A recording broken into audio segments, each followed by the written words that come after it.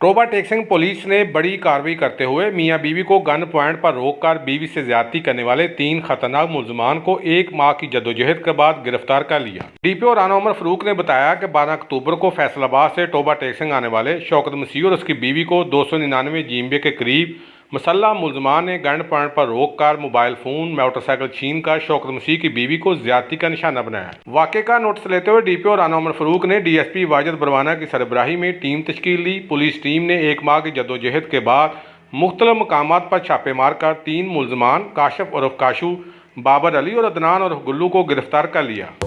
2 मुसल्लह लोगों ने उनको रोका और गन पॉइंट पर उसकी बीवी को अगवा करके करीबी खेतों में ले जाकर वहाँ पर उन्होंने ज़बरदस्ती ज़्यादती भी की दोनों ने उसकी बीवी के साथ, और उनसे कुछ नकदी जो है वो भी छीन ली।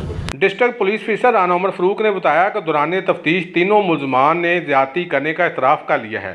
डीपीओ ने मुलजमान गिरफ्तार करने वाली टीम को नगद इनाम और तरीफी सर्टिफिकेट से नवाजा है।